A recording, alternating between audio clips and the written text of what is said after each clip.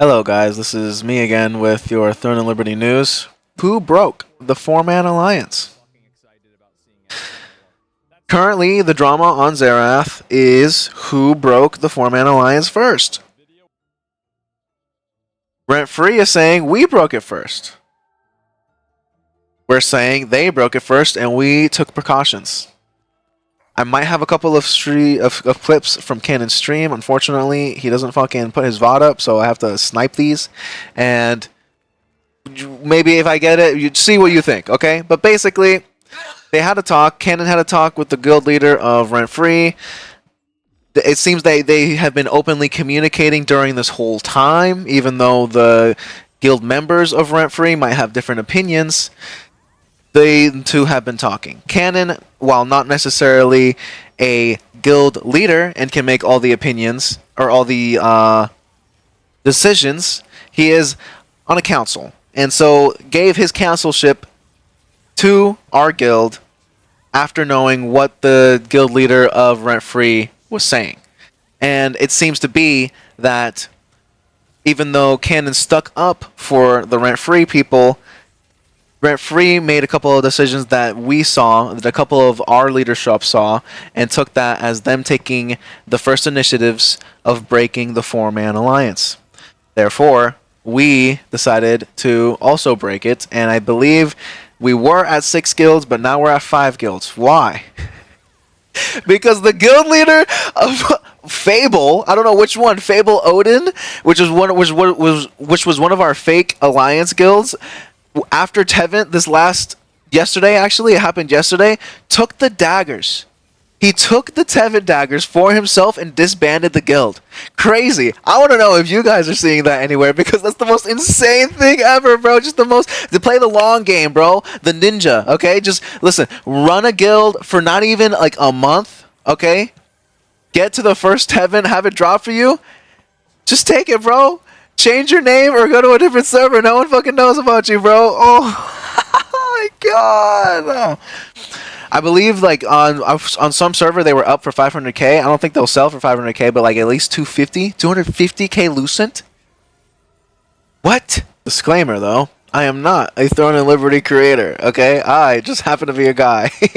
A guy that is playing a lot of Throne and Liberty right now and use this channel to express myself. So, as of currently, I'm making a little bit of Throne and Liberty videos, but expect some other different videos from me. Videos about my life, about business, and, you know, I play games on the side. It's a big passion of mine. So, I thank everybody that came by and watched my video. That was fucking crazy. Back to the video. In the last 2 weeks, it's been very rough, okay? The first push happened in most of your servers. I imagine at this point every server has gone past their push, and the castle defenders have been chosen. But before we get to that, I want to say that it seems that I'm not very connected with the news, but I know a couple of things that are going on. And therefore, Eperium seems to have split into 2. And they're trying to get 2 castles. It's the last thing that I heard from anybody in Eperium. So that seems to be very interesting. Imagine a guild getting 2 castles, right? They're all Eperium people.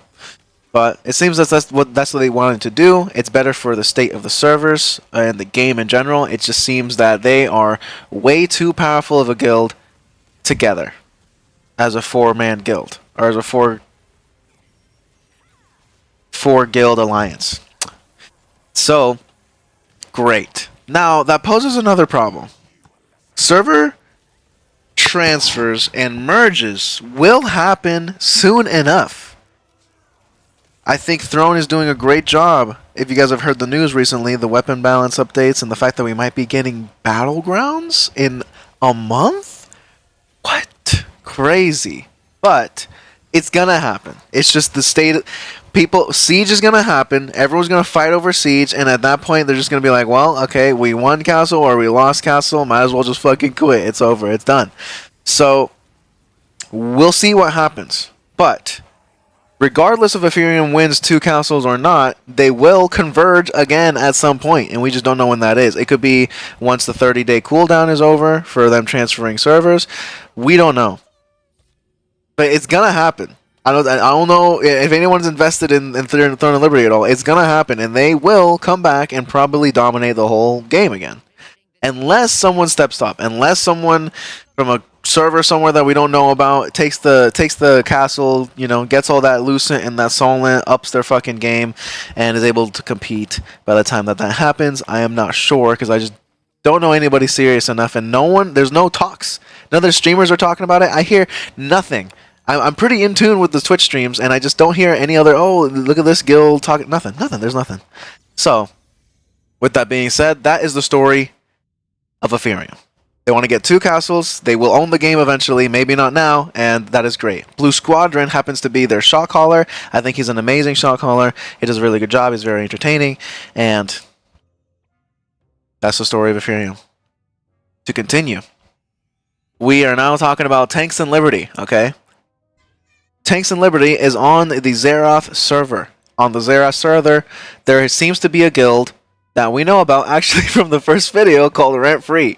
And Rent Free seems to be following us around, which is fine. It's great. We welcome it. Without Rent Free, we would have never had the story that we've had today. And though Rent Free basically went to Chernobog, Eperium went to Chernobog, Rent Free left. They were called Rent Flee. We left, and then they came to us. So it seems they were really fixated on trying to compete with us. So that is fine. What happens is the push, the siege push. So for people that are uninitiated, there is activity in the game. Events give you activity. Some events give you more activity than other events. There's guild events. There's all sorts of things when it comes to that. The whole idea was that some of our, even unknown to some players within Tanks and Liberty, there were players that knew about it, and they actually saved all of their mats, their weekly resistance contracts, everything that counted towards activity without capping out till this push period. This push period is basically a 2 to 3 day time where we suspect it'll be the closing period of what is the #1 activity guild or ranking guild in the server. The #1 guild by activity in the server will then defend the castle. This is great. You have castle advantage.